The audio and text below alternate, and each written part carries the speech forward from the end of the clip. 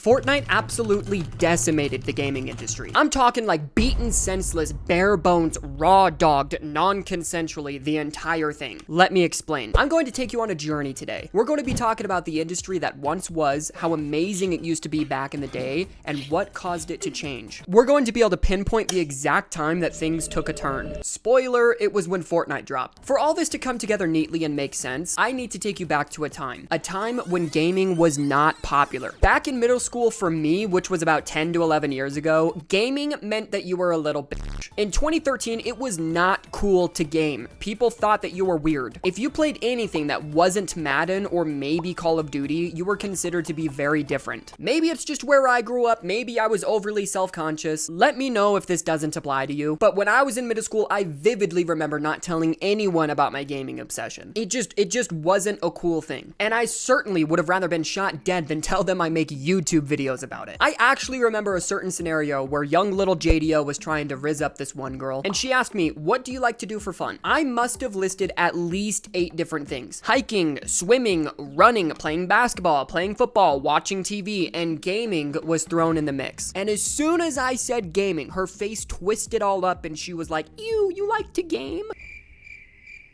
The point is, gaming was just very niche. It was not as popular as it is today at all, and this was just a mere decade ago. Don't misunderstand me. I see you rapidly slapping your thumbs on your keyboard about to rip me to shreds. I am not saying that it wasn't a highly profitable industry. I'm not saying that no one gamed. I'm not saying anything like that at all. I'm just simply setting the tone here. It was certainly still a popular thing, but the main public perception was that if you gamed, you were a no-life. So what did this mean for the industry? Well, since it was a little bit more niche than it is today, devs actually gave a shit about their games. There weren't as many people to cater to, they knew their audience really well and what they wanted, and therefore they were able to deliver most of the time. I won't sit here and pretend that the industry was perfection before Fortnite, because it wasn't, but it was absolutely far better in terms of the care that went into the product. You can genuinely tell that these game studios and developers cared about making a good game, because if they didn't, people wouldn't buy it. Yeah, there was a time where that was the case. Now we fast forward to 2017. We are right before the Fortnite craze. Gaming certainly is more popular, but not by any means is it mainstream. COD is pretty damn popular, maybe Madden and 2K, but I do remember very well that gaming was still niche. In the gaming community though, the only battle royale games that anyone really knew of were H1Z1 and PUBG. And then it came. Out of seemingly nowhere, hitting society like the Black Plague, spreading faster than rumors of your mom's weight, Fortnite Battle Royale hit the scene. The public perception of gaming flipped in literally the blink of an eye. Everyone and their dog started to play Fortnite. Literally their dog. I remember the very first time I heard about it was when I was going to scout camp. Some of the other guys were talking about this free game. I had never heard of a good free game before. So I was excited to come home from camp and check it out. And when I did, I opened up YouTube and Instagram and it was like the floodgates had opened. Mind you, this was before the oversaturated, money-hungry, scripted and fake bullshit that is Fortnite YouTube today. This was when no one knew how to build and they had just found a fun new game to try out. Chat, I'll admit it, even I was hooked. Young JDO wanted to do nothing but get Fortnite wins all day long and post it on my Snapchat story for all of 3 people to see it. The game was beyond addicting, and at the time, it was an extremely fresh take on competitive game modes. And it was free, meaning that there was a very low barrier to entry to play the game. The world had been so used to the fast-paced Call of Duty modes like Team Deathmatch, Free-for-All, everything like that. This massive map on a battle royale mode was a very fresh take. I vividly remember school the following year. Conversation moved to Fortnite and gaming for the very first time in my adolescent career. For the first time, gaming was popular. It was mainstream. Fucking Bleacher Report and ESPN were posting Fortnite clips regularly. You have to understand, guys, at the time, this was absolutely mind-blowing for someone that was already a gamer. I was so used to being the weird kid for liking gaming, but now the cool kids did it, and it was awesome. People were finally understanding what it was like to be consumed by a really fun game. But the bliss would soon end, and the damage that was done would be detrimental. Fortnite, though free, made Epic more money than any of their other games ever had before, by far. This was obviously something noticed not just by me, but also all of the other competing game studios. The success of Fortnite was literally worldwide. Everyone in the world played Fortnite. It was the thing to do. Athletes in their post-game interviews started to talk about their love for gaming and playing Fortnite. They were talking about how they were gonna go home and play it all night long. Competing studios started to take notice and they acted very quickly. Other studios rapidly started to release their own battle royale games that were also free, capitalizing on these customers who are new to gaming. The industry grew substantially and all of the newcomers just wanted battle royale games. Call of Duty Blackout, before Warzone if you remember, and Apex Legends were the two big ones to hit the scene following Fortnite, and then things were forever changed. The success of these new battle royale games was huge. Fortnite of course was on another level, but these studios were having record years with their own version of it. The craze brought in immeasurable amounts of new gamers to the market that had never been here before. This was a problem because these new gamers don't know what the f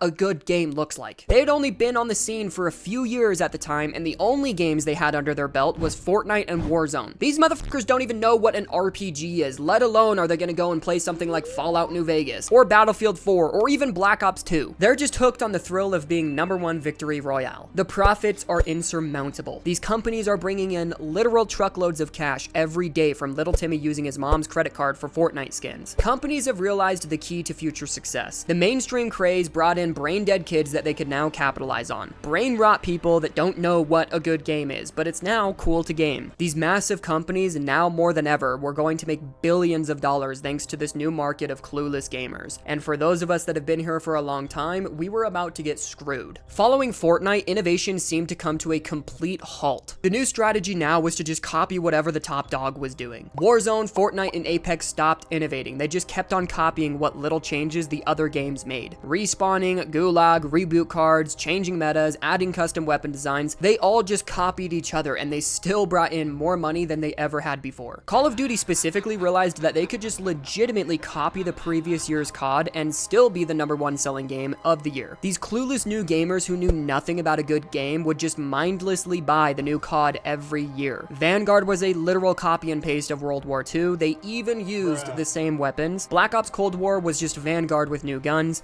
MW1, 2, and 3 are all the exact same game. Literally the same exact graphics, guns, maps, and modes. Yet they all sold billions of copies because people just bought them without knowing any better. You don't know what a good COD game is. You never played Black Ops 2 in its prime. You don't understand what it's like to play a good COD game. Please stop buying the new Call of Duties. I am begging you. Companies now more than ever became greedy little dirtbags. They realized that they could drop a game that wasn't even complete yet for full price and still make profits, meaning they don't even have to finish their product yet. They can just drop it, fix it later, and then they get all of our money still. Why were they able to do this? Because of how mainstream gaming is now. What was once cringe is now accepted and even praised. Fortnite made random people millions of dollars. It opened up the floodgates to esports. The biggest gaming tournament was a Fortnite tournament with a prize of $3 million.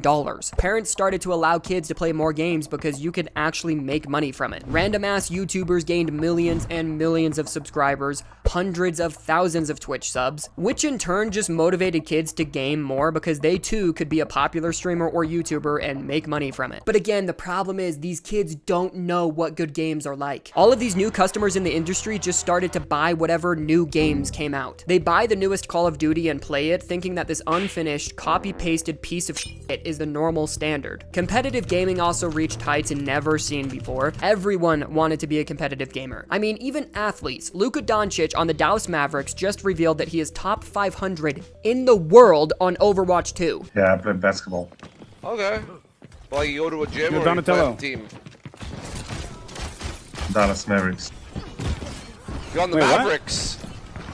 He's in the middle of a playoff run right now. What the hell? Athletes like Kyler Murray on the Arizona Cardinals are outspoken for their love of gaming. LeBron James Jr. was on the cover of a gaming magazine with Nick Merckx. I never had this shit growing up. I got projectile vomited on every time I told someone I touched an Xbox controller. What the fuck is this? Long gone were the days of just relaxing and playing some COD games. Now every person you play is a sweaty little kid who hasn't seen the sunlight in 6 years but still pulls bitches because he clips you on Fortnite with ease. All the while, these companies are putting in record low time with their games and receiving record high profits. If you're like me and you wonder how Call of Duty continues to be the #1 selling game every single year when it's the exact same game, the answer is ignorance. The mainstream craze brought ignorance to the industry, and then the corporate greed soon followed behind. They started testing the limits of what they could get away with, how little effort they could put in whilst still profiting. These new gamers don't know what a normal, polished, cared for, and good game looks like. They think it's normal to purchase the same game over and over and over again year after year. And that is the problem that Fortnite brought to the gaming industry. Now, I do want to end on a more positive note. Now that I've taken you along this journey and shown you the corruption, I still want to point out the good things. This new mainstream craze has made the more niche indie game companies more money. And luckily, there's still some really good devs out there. Look at Larian Studios and Baldur's Gate 3, for example. Among one of the greatest games of all time, just came out in 2023 and won Game of the Year. They were able to put all of that time into the game because they know that there are more people than ever playing video games right now. Look at all of the wonderful games that have released recently. There are some innovative titles and games that we truly have never seen before that have released recently. Yes, I'm putting Starfield up there. I don't care what you say. I will defend that game until my dying breath. There is still so much hope for the industry. It's not all bad, but AAA studios have realized now what they can get away with, and the only way to stop that is to stop buying their games. So if you're a new gamer, just know this is not a normal thing. We have to hold these dickheads to a higher standard. I also want to point out and reiterate again, this isn't all because of Fortnite. Unfinished games releasing too soon has happened long before Fortnite. Gaming was still on the rise in popularity long before Fortnite. Certain game companies were still super greedy far before Fortnite. I'm not saying that the industry wouldn't ever get to the point of where it is today without Fortnite, but it would have happened far more gradually, and it might not have gotten to the point that it is today if it weren't for the game. I truly believe that the influx of new customers to the industry in such a short period of time from Fortnite just brought a level of ignorance. These new gamers weren't coming to the scene and